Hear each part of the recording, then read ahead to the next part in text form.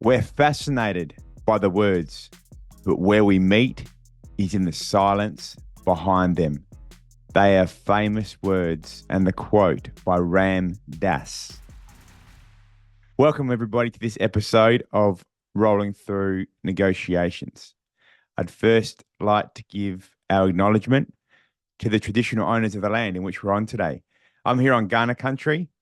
Our amazing guest, Sarita Johan, she's there on Bunjalung country.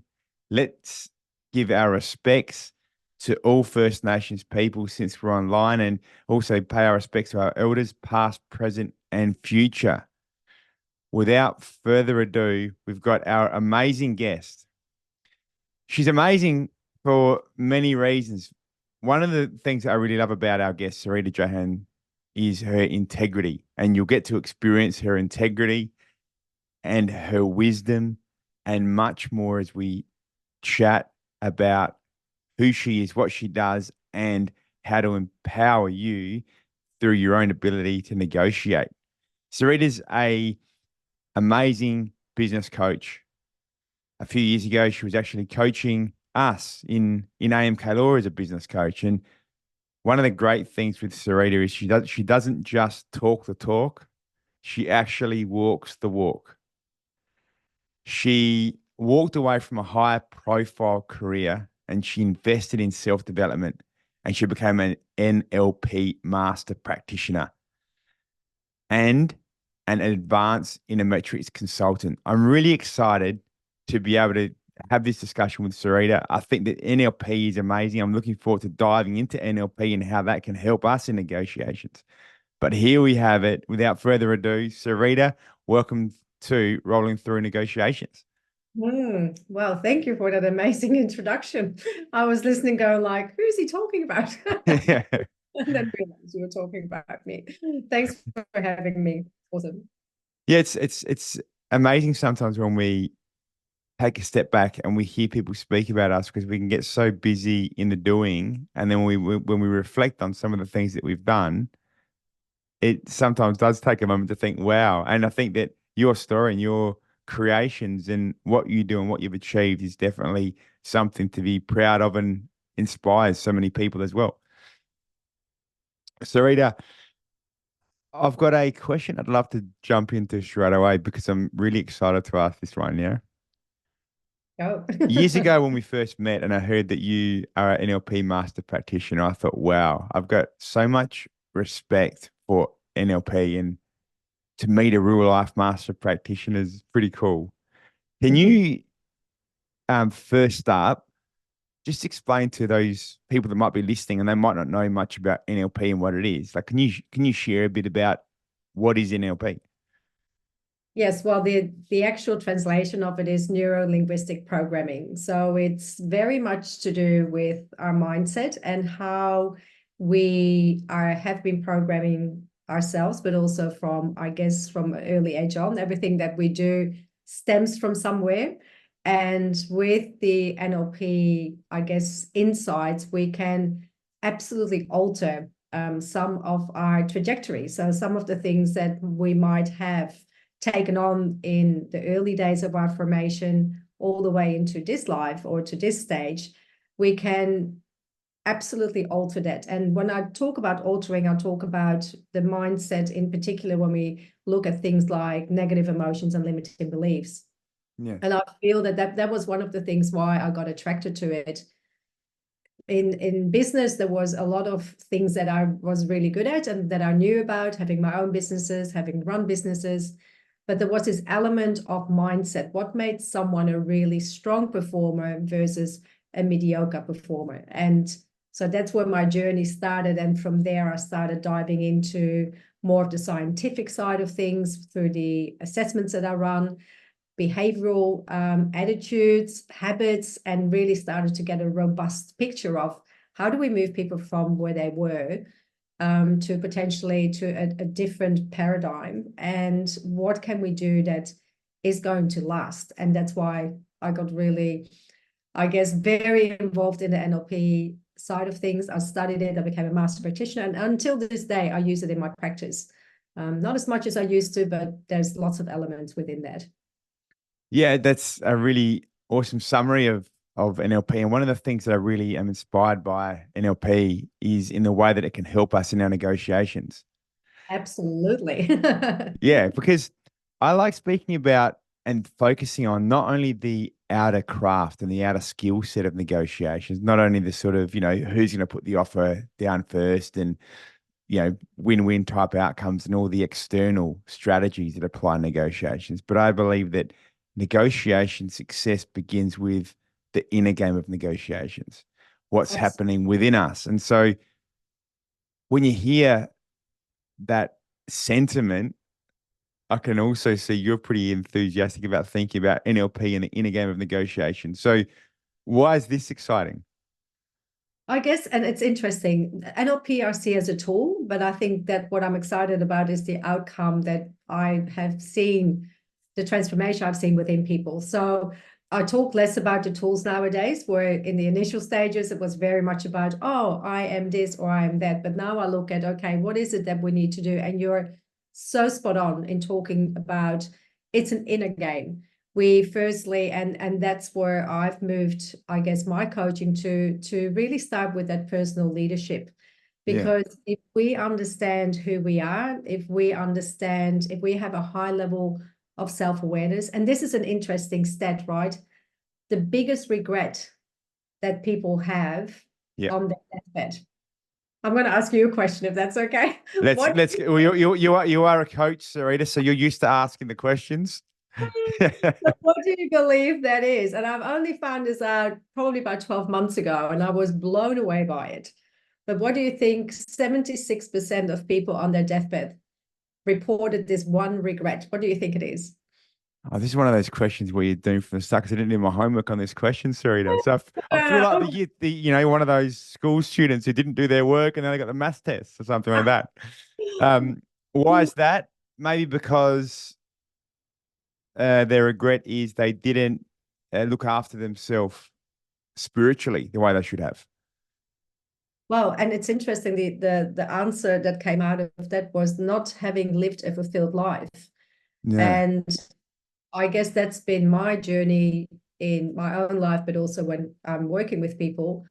My mission is to really show people how they can live an extraordinary life full of fulfillment. And for that, we need different tools. And NLP is definitely one of those tools that really aids us with showing people what that looks like and empowering them to be able to continue to apply it rather than it's a quick fix type of thing. It's something that they can work with on a day-to-day basis if they choose to do so. Yeah. And so it's absolutely an inner game. It first needs to all be quite solid on the internals before you can even go externally. Yeah. Absolutely. Because I think that even if you look at a scenario where you might be sitting down at a negotiation table, that table might be the dinner table with family, and you've got some teenage kids that are, doing the wrong thing, and you have to negotiate with them, or it could be a business style negotiation. But whatever it is, if you're sitting at that negotiation table and you're coming from a place of high value, high self-worth, your ability to influence, to negotiate, engage, and create better outcomes is going to be a lot stronger than if you go into that environment frazzled and not sure and not confident of yourself and what you're about. And so I can really value when you speak about this self-fulfillment piece, how important that is to live an empowered life, and part of that empowered life being able to negotiate the right outcomes along that journey. Yeah. Absolutely. Absolutely. And it's funny talking about I mean, we negotiate every day, don't we? There's things we need to do, whether it's at work, whether it's with family, with friends. I call it influencing, negotiating an outcome that we are looking to achieve. But it's how do you manage that in a way that it's not going to exert so much energy that you get depleted by it. Yes. What strategy? And I remember when you and I used to work together, I often used to talk about what's your strategy around this? And we all have strategies for different things. And if with things like NLP, we can really tap into that and go like, okay, well, this is a strategy on how I do X. And if we can interject that and somewhat alter it for a better outcome, everything else changes. It's like that ripple effect. Where we do one thing, we do everything. So if we can find that highest denominator, that chunking up where it sits, and then everything else just, ripples out from there, you have long-lasting change. Yeah, and for sure. And I think it's really amazing, Sarita, because one of the most common excuses that people will use to not look after themselves, to not be self-fulfilled, I think, would be they don't have enough time. Mm-hmm. Another one might be they don't have the money, but I think time would probably be the number one excuse. Would you agree? It absolutely is. It's I always say to people, hey, you've got 86,400 seconds a day. You get the same amount if you're lucky every day. What Yeah, are you going to do with it? yeah, And it's fascinating when you confront people with that actual fact, that they are still very defensive about, but you don't understand where I'm spending my time. And I guess that's back to that level of self-awareness. The more you know about yourself, the more you can connect back to what your triggers are, what you're really good at, what perhaps could be a blind spot, and you get to work on those specific areas. yeah, It only enhance and improve the way you show up from an internal point of view, but also externally. The impact is massive. And I think sometimes people underestimate it. And time is a good, I mean, we're so busy nowadays. I'm not sure about you, but we have so much distraction, multiple competing urgencies that we have to look at, competing tasks. How do you get to manage it? And this is what I see a lot of. People are not good at self-managing. So they yeah. jump from one thing to the other. They multitask, they do this, they do that. And it's like, whoa, slow down. Let's just go to the basics. How do you prioritize? Where do you put your energy and your attention and focus on? And let's work through that first before we, put the next layer onto it.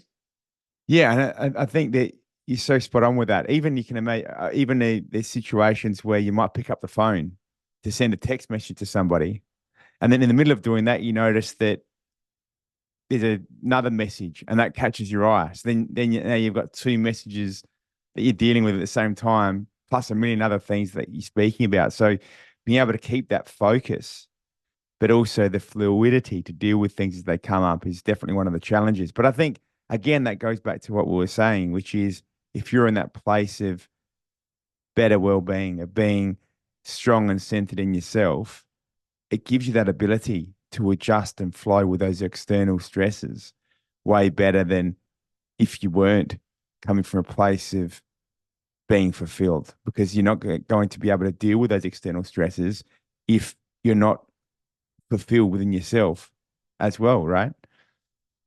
Totally. And I think another really big component of that is the communication piece. And this is what I teach daily. Mm. People have lost the ability to communicate properly. Yes. And so that creates all sorts of complex issues. I often work with people and they will tell me how they set up their day. And I go like, well, what are you doing over here? What do you do? And we actually map it out. And it's interesting how people are willing to continue to do things that are not working for them, and therefore getting highly pressurized or stressed, and then not able to do a really great job, and then feeling frustrated. It's like this spiral that we can find ourselves in through even that piece of communication. For me, everything ties back to that. So when we were talking about NLP and any other tools that are there, negotiation, it's all about the communication. Do we, perfect example, do we listen to speak or do we listen to hear? Are Yes. we actually interested or are we wanting to be interesting? And this ties back to the behavioral preferences that we all have. What are our values? What are we driven by? How do we think, see, do, and feel about our external world and our internal world? We can be really strong externally, but internally we might be completely disrupted. And how do we deal with that? So Yeah. there's lots of layers within that. But for me, it always ties back to that communication piece, and what you're talking about, that negotiation results from that. Absolutely. And it's interesting when you speak about communication because often people think, how can I become a way better speaker? How can I present things much better? And you touched on this just now, which Mm, is maybe it's about how do you listen better as opposed to how do you speak better. And I think that, yeah, the way you've expressed this is so important because often if the other person can really see that we're listening, then we get that better level of engagement in ways that 1,000 words would never achieve. Right. mm, Yeah. mm. Absolutely. Look, and when I start coaching with people, the first thing I say, and I didn't say that to you because this has only happened over the last couple of years, because the other thing that I've really noticed over time that has had a big impact on people in business is this desire to be perfect. And so my first sentence when I nowadays take people on, I'll say, hey, I've got some really good news for you. And people go like, what? And I go, well, I want you to know you're perfectly imperfect. Yes. And it's like, oh, it's almost like giving them permission to drop the mask. And Yes. in that space, we can then really start experimenting with, hey, everything you do is a learning. It's not a failure. It's a learning. It's an opportunity to get better if you choose to do so. So if we can start from that point, everything else will just be not saying easy, but it gets a lot more digestible. We can actually pinpoint where the areas are that we can strengthen instead of focusing on, I'm never going to get there, or I'm not good enough, or someone told me I would never, amount to anything. Like my English teacher said that to me when I was in high school. So these are all the things that And now influence us. now you're speaking about communication Yeah, and, exactly. and an expert in the field of using language to achieve outcomes. So Mm, it shows also on that how sometimes the judgment of others mm, shouldn't be carried with too much weight mm. as It's a well. big one though. It's easier said than done. And I think if Yeah. you equip yourself with the right tools and you've got a good circle of influence and you have people that you can listen to or follow or you are inspired by and you've got a good sense of where you want to go, doesn't mean you're going to end up there all the time. That does make a big difference. I think that's, with all the distractions that we have, it is important that we find some sort of an anchor. I guess that's how I like to call it. When I talk about the work that I do, people ask me, what do you do? I said, well, it's like this. I'm like the GPS for people in business. Like I'll take you from A to B and we work out what that looks like. But my goal for you is that you live an extraordinary life, both in business and life. Is that a good proposition? And we go from there Yeah. and look at tools. And that is a great point because I had a friend years ago who wanted to succeed in his business and also wanted to succeed in his life, but it was just in this place of being really, really stuck. He was Mm, about to embark on this journey overseas and he wanted to be able to find this fulfillment and success and apply all this knowledge that he'd learned over the years into achieving business and lifestyle success. And one of the things that he did was he realized that if he can let go of the need to satisfy everybody else's standards, if mm, he could instead embrace the imperfection that he is, then that's the way of him being able to bring his authentic self forwards. And when he realized this and he made this shift, he was able to then step forwards in vulnerability, but authenticity and achieve some amazing results in both his business and his life. And mm. so I really appreciate the point you've made, which is in your coaching sessions when you say you don't need to be perfect. And that's part of being human as well, right? We So, cannot be perfect. no, That's what makes us us. well, that's it. And it's sort of, can be challenging, but it can also be fun. It's how do you frame it up? And it's same in negotiations. You can reframe a lot of things. But we have a desire to be right. We want to be right about lots of stuff. And we want to be getting it right every time. And it's almost like we're not allowing ourselves to have the learnings and apply it in a different way and then see the success of it. And it needs all to happen today, right? We start a business, we want everything to succeed straight away. But I don't know about you, but it takes time. It does Yeah. take time, an investment in yourself and developing. And yeah, you get some things right and you get some things terribly wrong. That's all part of it. Yeah. Sarita, you were saying before with time, you were saying that everybody has you had the number at your fingertips. How many minutes is it again per day? It's actually seconds, 86,400.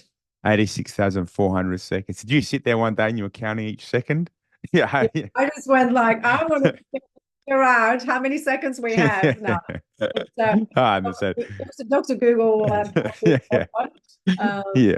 I'm But just being a yeah, bit cheap. I'm just being a bit cheeky on that one, Sarita. yeah, I But know. I love it. but what I would like to ask you on this is, do you think that if we can be our best self, can that help us feel as if and live as if we've created more time in a day? Absolutely.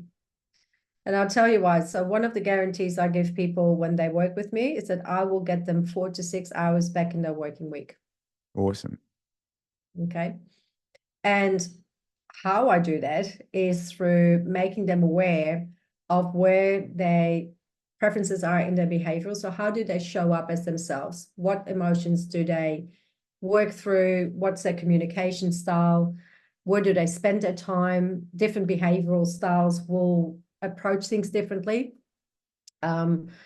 In the tool that I use, we look at a component of, and you took it yourself, this side of things where we can really see how we adapt to situations. So that's a really good indicator. Where do we spend our time? If we're, let's say, a very chatty person, you will probably spend a lot of time chatting to people, and that can be a good thing, but it can also impact on your productivity.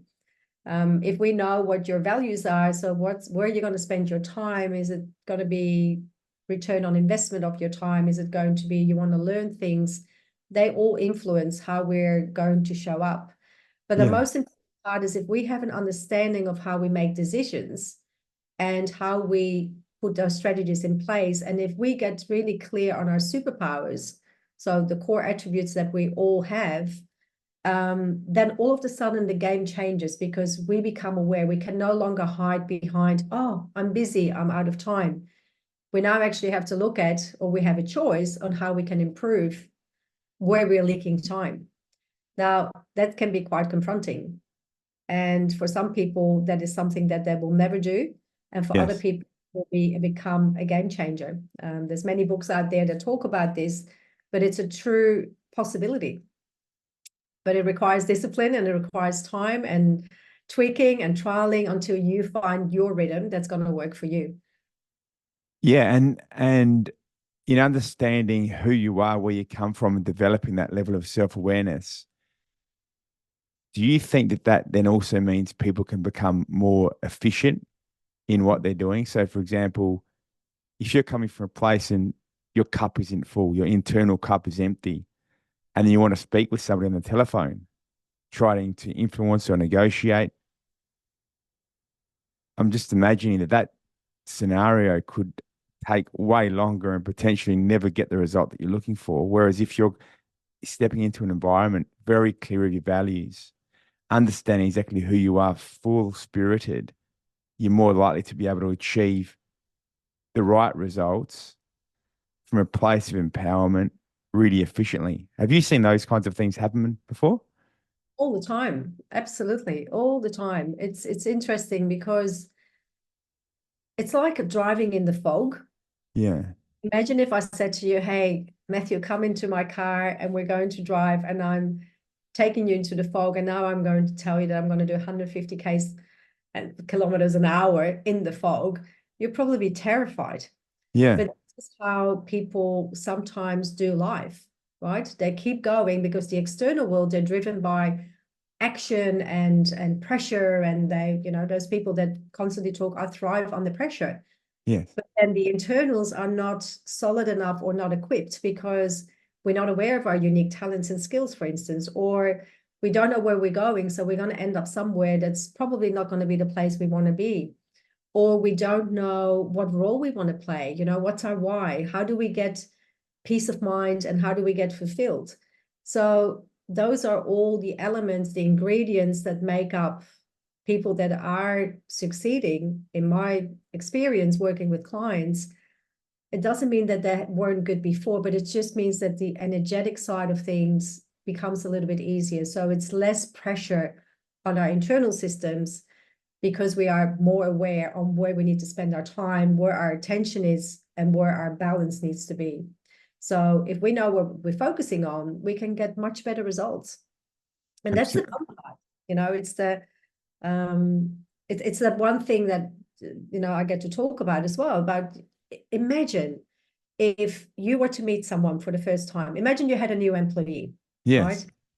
And you would say to your employee, hey, welcome, so glad to have you here, can't wait to work with you, I'm so excited that you accepted, but why don't we sit down and let's have a look at our do's and don'ts in our communication. You tell me what you really like and how you like to receive feedback, and I will tell you what I like, and then I will also talk about what you don't like. Imagine if you did that. Yes. What would happen?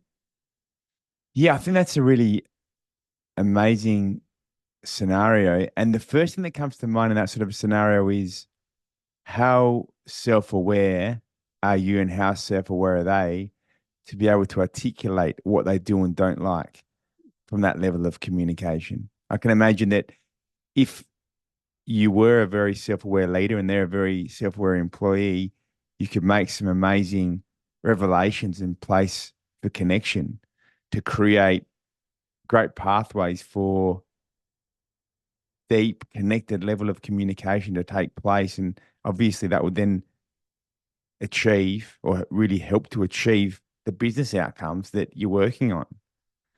But again, I see that coming down to the self-awareness point. How do you see that scenario, Sarita? Do you think that that begins with self-awareness to be able to communicate how you actually like to be communicated with? Yeah, I absolutely do. And look, if I look at the clients that I get to work with, that is the first step. Everybody goes through the assessment, and we're very clear when we hire people, we get them to go through it, because we look at it from the point of view, my clients and we look at it from, we're making an investment, right? Yes. I always talk about, we're buying a house, and we're going to hand the keys over to this new person to go into our house, right? Our business is like a house. Yeah. So every time we bring someone in, there is a big investment involved. So wouldn't we want people to succeed from the very outline, not 3 months in, not 6 months in, but from the very starting point? Now, what's going to be the biggest moving the dial exercise that we can do? It's to figure out what people are about. It's understanding where they need support, where they might have gaps, where we can actually step in and go like, hey, this is what we can help you with. But having that communication piece really in order is going to make such a huge difference. And I see this all the time with the clients that I work with. Yeah. They do that at the start, and within 3 months, these people are thriving. They're just, 6 months in, they're becoming superstars. Why? Yeah. Because they made the investment at the beginning. So it's the negotiation part, finding a good middle ground. We don't always have to agree. It's not going to be perfect, but at least it gives us a really good head start. And, for a new person coming into a business, there's so many things that they have to, get used to, the role, the culture, the people, the type of work. So the more we can help them, the better they're going to be performing, and the more fulfilled they're going to be in the workplace, which, creates a win-win-win. It's the win for the client, it's the win for the business, for the employee. It all ties beautifully back into that piece. But it does start with self-awareness. You need to know a lot about yourself to make that progress, to make that next step. Yeah. And so I think it's really exciting, and there'd be a lot of people listening right now thinking, wow, okay, so communication is a big piece. It's a big piece for me to be able to live my best life. It's a big piece for me to be able to express my own desires, and communication is a big piece to be able to effectively lead my teams. Mm. I can imagine a lot of people thinking right now, and I'm definitely want to know myself, how can we become better at communication? Look, I think it's first acknowledging and having do a bit of a stock take. If you're not, I would say if you did some form of an assessment on communication for yourself, and it could be a little measurement tool where you go like, where you on a daily basis, you check in with how you can, did I do my best communication today from 0 to 10? It might start off there. And if it is anything below 5, you make a comment on that. So what made it not so good? And if you anything above 5, what made it so good? That's a really good starting point. It takes time. And so a lot of people go like, oh, that's too hard. But I would absolutely recommend that if you want to play with that. And I guess then from there, it's getting feedback. We are very concerned asking feedback from others, from our peers, from our colleagues, from our managers, because we're sort of a little bit cautious, because imagine if they said something that I don't like. Yeah. Feedback is so important. And I'm sure you deal with that every day. You need to have that feedback, because with that, you can actually improve. And it's not, communication is nothing else than feedback. I'm the sender, you're receiving, and somewhere in between, there is the message that's going to hit the mark or it's not. Now, if I'm sending information right now to your listeners and they have no clue what I'm talking about, that's really my responsibility, right? It's nothing to do with the receiver, but it's me actually going like, okay, so next time, how do I articulate this differently so it does land? And the only way I find out is by asking you for feedback, like, was the message clear? Did you get what I was saying? Are you clear on what the next steps are? And if the answer is no, I've got to do something about it. Does that make sense? It absolutely makes sense. And I want to add a little bit of jiu-jitsu into this scenario now too, because the podcast Rolling Through Negotiations is also about bringing principles of jiu-jitsu into the negotiation context. And this is a bit of vulnerability and personal weakness, but I think it goes into the point that you're speaking now as well.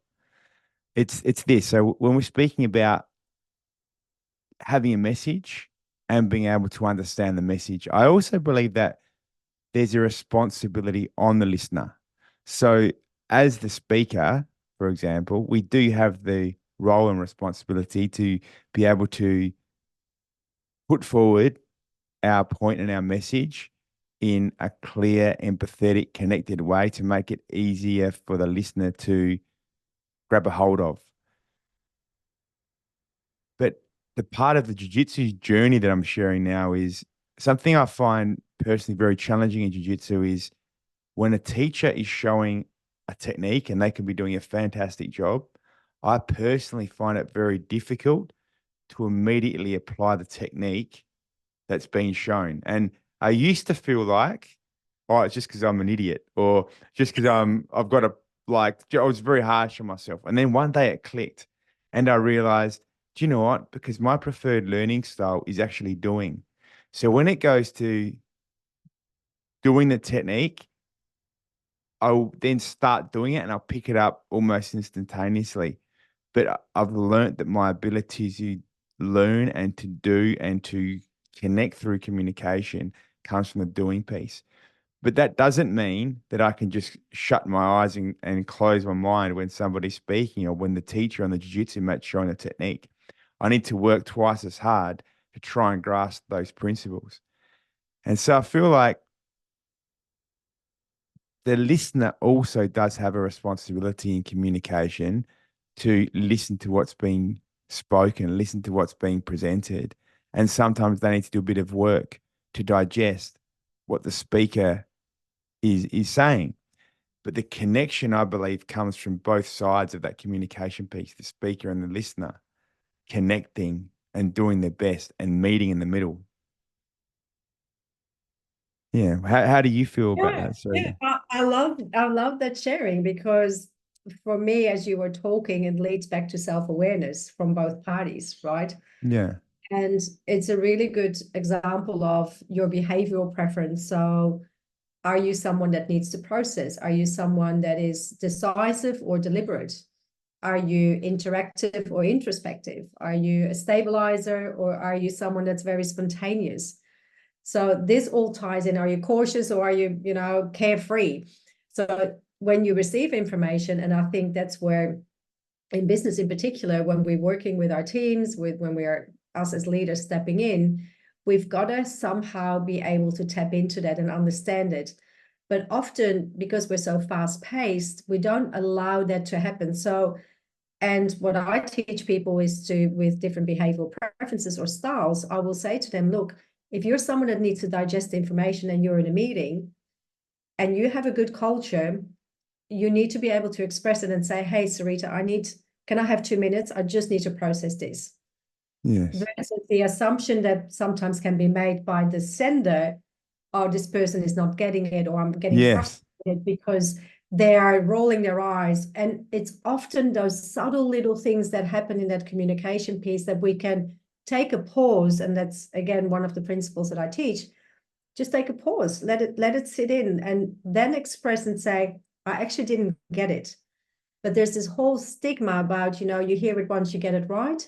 And that's just not for everybody. So I totally agree with what you're saying, but I do feel that there is an opportunity in that communication piece if we allow ourselves to talk through it. And you can't do it for every situation, but in particular in your business with your teams as a leader, that's a really good way to saving time and getting it right. Yes. And it doesn't happen all the time, but if you can get it 80% right, you're doing a pretty good job. Yeah. That piece again of not being perfect, because we're not perfect as humans. So a bit of self-allowance when we're not hitting 100%, but 80%, and that's still being fantastic. It is. Sarita, I want to dive into something with you now that I know that you're really passionate about. And I feel like you've mentioned a couple of times quickly already. And I feel like some of the things you've been saying have been moving around this particular thing. And before we jump on to this episode today, Sueli said, who's a big fan of yours, she said, make sure you ask Sarita about the colors. Make sure you ask Sarita about the colors.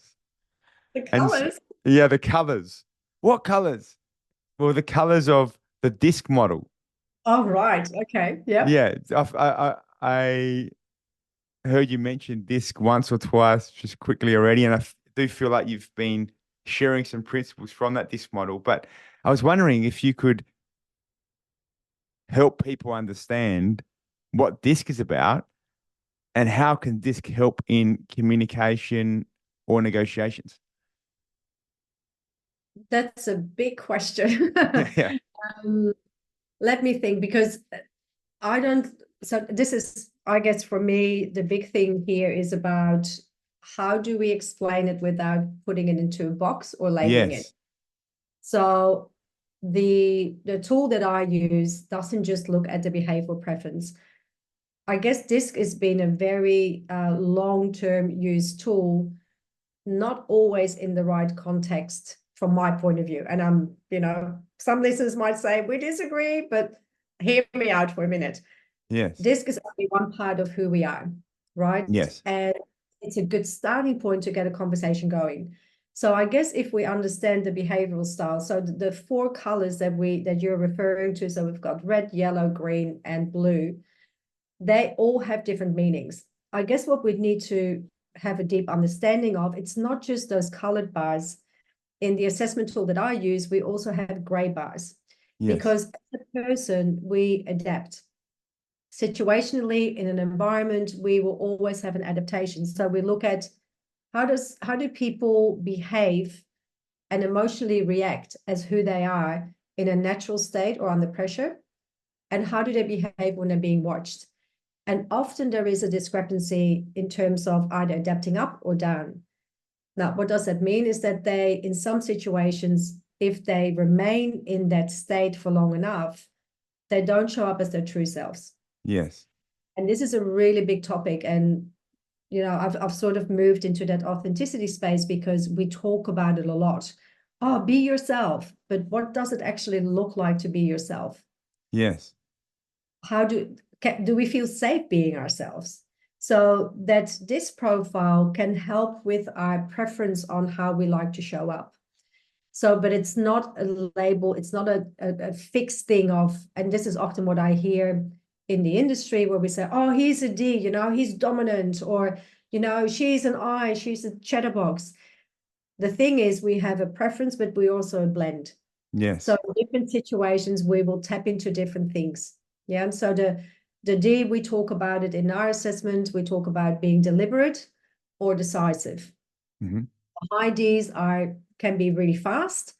They want to fix problems. They love challenges. Give me a problem to fix and I'll do it. Yes. Where the lower D, they like to think things through. So if you can imagine in a negotiation, knowing these behavioral preferences would be a superpower to have, because you would know what to tap into and what questions to ask. Yes. And that's really important. If you look at an I, they have great ideas. They love the shiny objects. So they'll be often very distracted. So they're very extra, like interactive, where if they're lower in the I, they're a little bit more introspective. So they sit back. And again, for someone that is quite confident, they might look at that person as, oh, they don't want to engage with me. Or so we make assumptions based on what we can see and what we perceive to be happening in front of us. The S is all around the stability. So people that are really high S, they like stability. So not a lot of change. If they have change with what they know, fantastic. But if it's something that gets sprung on them, they find it really tricky to shift gears. And that's that example we were just talking about. They need time to process. So if we keep pushing that negotiation in a certain way, they will shut shop. They will sit there and they will not, but nobody's home, right? Yeah. And the C is all about the structure. The high C is the cautiousness, the conscientiousness, knowing that there's order and structure to be had. So the lower the C, the more fearless, I call it, people are, that, they sort of go like, yeah, we know we've got, processes and rules, but if we can bend them, we'll bend them. But I guess, that's only one part of it. What is really important is for us to understand what drives people. What are their values? Yeah. We have core values for our business. That sort of is the heartbeat of our business. But what are the core values of the individuals? So when I look to hire people, that's what I ask them. What are your core values? Yes. What's important to you? Are you driven by a return? Are you driven by harmony and balance? Are you driven by learning? What are the things that are important to you? And I guess then the final piece is really around, how do you see, do, and think and feel about who you are in the world? And how do you express that? Are you someone that's got a high level of empathy? Are you a feeler, a doer, or a thinker? That's a really good question to ask people. Like, how do you make decisions based on a feeling, based on doing stuff, or based on thinking stuff? And when they answer, you can really get a good picture of, okay, this is what I can help them with, or this is what I can support them with, in particular in that communication piece, rather than making a judgment on, okay, this is what I'm perceiving, because, you might not always be right. Yeah. And I really appreciate the integrity in your answer there, Sarita, because there's a book that I read recently. It's called Surrounded by Idiots. I love it. That's a good Oh, you title. love it? Yeah. Have you heard of that book? Yes, I have. I haven't read it, but I have heard of Yeah. it. And I think it's a very simplified way of speaking about the disc model.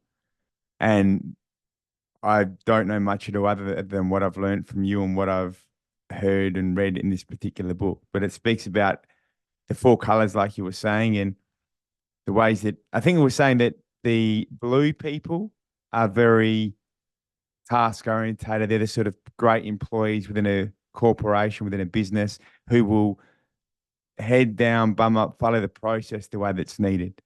The yellow people are like your comedians, the jovial people, the people that will be there, life of the party. But then when the going gets tough, they don't want to be part of it because it's too much hard work. The red people being that extreme CEO type, like a Steve Jobs, somebody like that. And then the green person being, all fluffy and wanting to connect on all the small points and discuss all the small little details on things. You saying that actually horrifies me. Oh yeah. Well, and it's only because, and this is what I'm always so careful with. It's interesting what people will take on. It's almost like this generalization without getting into the depth of it. And Yes. it can become almost like, oh, it must be because of this. And now we take on that belief because a report has said something about Yes. who they think we are. And it's not as simple as that. the way I look at it, it's a snapshot of where Yes. you are right now. So I'll give you an example. Before I had my own businesses, I was an IS, right? Yep. You would think an IS, never gets anything done, but I was highly driven. And that was because of my upbringing and the environment that I was in. The S was about the stability I liked, and it's also about bringing people in a team environment. I wanted everybody to come along on the journey in that specific business that I was in when I came to Australia. When I started my own business, I became a DI, right? Very Yeah. decisive, not dominant, but very decisive and fast-paced, because I needed to get my business up and running and successful. So it's with everything. We just have to be a little bit careful on what we're actually looking at and how we are judging, or the perception that we have around it. And it doesn't mean we can't have fun with it, because I think it's actually, the blue people and the green people, I think that's a funny way of describing it. But there's so much more. I mean, I wish humans were that easy to Yes. put together, because we would solve all the world problems if that was the case, right? But the reality is that we're all uniquely different. We might look similar, but we are uniquely different. And as such, we need to be able to address that to get the best out of ourselves, but also bringing that back into the wider community, whether it's business, whether it's, relationships, family. That's where the real impact sits, in my view. Yeah. And just so we're sitting down with somebody and we want to really impact them, what are some of the things that we can do to become aware of the differences to help us influence them? My top go-to is active listening. Yeah. That's number one. I get so much. If I could tell you in the first 20 minutes when I first meet with someone in terms of a potential client, I know in the first 20 minutes what needs to happen, how it's going to happen, and how long it will take to make it happen. Yes. Not because I'm so brilliant, but what I do very well is I can listen to what people are saying, but I'm also very good at asking questions. Yeah. So are you listening to hear, or are you listening to respond? And for me, it's listening to hear, so I can then, because the thing that people present to you is not always the thing. Yes. And I'm sure you have that in your practice as well. So you've got to dig, it's like the tip of the iceberg. So you've got to go 2 levels down to really get to the root cause and diagnose what is actually at play here. Yeah. And I think that's a really big starting point that we need to look at. So it's that, that little, I guess, tweak that we need to make to really find out what's going on. Yeah. Awesome. So active listening and then applying the right questions. Yep, absolutely. What are you hearing? Are you making an assumption? Are you listening to the facts, or are you creating a bit of a story on the side because of the information that we are receiving? And is that actually accurate? Yeah. And that can be really challenging sometimes too, right? Because in the life that we live, that's so fast paced, there's so much going on, we have the need to make assumptions on things. And that's, I think, part of human nature, to make assumptions. If you see a dam with something in it, it's probably water. We need to make assumptions. Mm. But at the same time, we need to be careful that those assumptions don't steer us away from the truth of a particular matter. And back to your dam example, you can see water, but how deep is the water? Can you stand, Yes. or do you stay away from it, or do you dive in it, or not? So there is, I guess that's what I referred to before. That's the tip of the iceberg. That's what we can perceive. But then we have the opportunity to ask better questions or deeper questions to really get to the essence of what's going on. My prime example, I remember moving to Australia in 95, and I was so impressed that everybody would ask me how I was. Wherever I would go, people go like, "Hey, how are you?" And I go, "Yeah, I'm really good." And I'm like, wow, people are so interested in me. Yeah. Until one day, I actually replied because I've had a bad day. Yes. And the person was looking at me like, hang on, we don't want to know how you really are. Yes. What is going on, right? It's this whole, when people are telling you they're good, I often say, so what's so good about today? And then a lot of times I find out that their day is actually not that good, but it's again that perception, the mask that we get to wear habitually from a behavioral point of view, we don't even realize we're doing it. So coming back to that self-awareness piece, if we can really tap into who we truly are with the good, the bad, and the ugly, there is just only space and opportunity and expansion. Yeah, because even when you look at that from a negotiation context, we've spoken about in previous episodes the need to understand the interests in a negotiation. Understanding what is it that you really want to achieve through the negotiation, and what is it that the other party or parties to the negotiation are really interested in achieving. What drives them? What are their motivations? And just like, how are you good? That automatic response gives a level of superficiality. And if you don't look beyond that, you're never going to really know how that person really is. It can be the same when you're negotiating, where being able to understand what the person is saying, what are they really motivated by, what are their interests through the active listening and questioning techniques that you're speaking about, they can be such a powerful toolkit to be able to achieve the win-win outcomes. So thanks for sharing those amazing points, Sarita. You're welcome. And so we've reached the point of the episode where we can share and give some takeaways. And these takeaways are based on the amazing points that you've been giving us today, Sarita.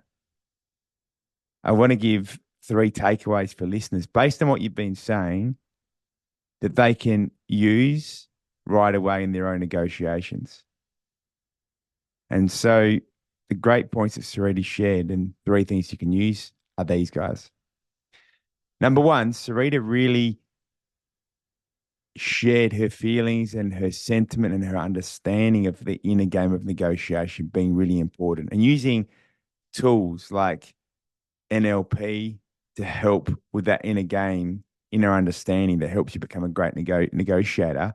But beyond that, having the level of high self-fulfillment, taking care of your energy, getting feedback and listening to becoming a great negotiator is all part of the inner game of negotiation. So number 1, guys, is having that inner game of negotiation that you can then use it as a platform to apply your negotiation techniques from. The next piece that Sarita shared was about communication. So it's the second takeaway here about communication. Understanding how to be a fantastic communicator through, for example, really listening from a place of authenticity to what the other person is saying.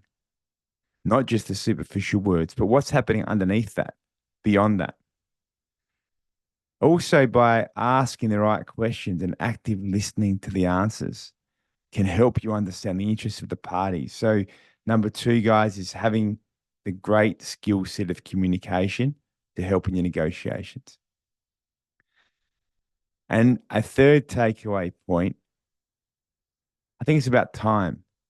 I think it's about structuring the way you do things to create an essence, a feeling, a vibe of having more time, because you can become less stressed by adapting to the right situations in the right ways, by understanding your values, the values of those people around you, by developing self-awareness, and by being your best self. You can then communicate much more effectively. You can negotiate better. And in effect, it's almost as if you've got more time when you go about doing things. So the third takeaway, guys, is having more time by taking care of yourself to help in your negotiations. Sarita, you're amazing and your work is so inspiring, because I think that the way that you've been able to focus your business coaching and you've been able to really help people learn more about themselves to become better versions of themselves, also for others and for community, I think is great. And to be able to see your work and have been a part of the journey with you and experienced firsthand the ways that you can impact people. Yeah, your work truly is inspiring. And so thank you so much for what you do, for being part of rolling through negotiations. And I look forward to seeing you in terms of the next levels of impacts you make for others. I was wondering, Sarita, is there any words, any final message, anything you'd like to share with our listeners I guess before we go? you do avoid delaying finding out who you truly are. Give it a go. Take the time to really back yourself, because you are uniquely brilliant. And it's time for everybody to be able to see that we all have the capacity and the ability to step into our greatness. And it saddens me at times working with people that they've lost that ability. My job is to help you remember that it's already there. I'm just putting it in a different structure and a different order. I'm more of a curator than anything, and a guide to guide you back to where you thrive the most. So I guess that's the final parting words, if I had any. Those are it. No, that's awesome, Sarita. Thank you so much for those words. And guys, if you've enjoyed this episode of Rolling Through Negotiations podcast, make sure to support the show, subscribe, and be the first to know each and every Thursday when a new episode comes out. Us.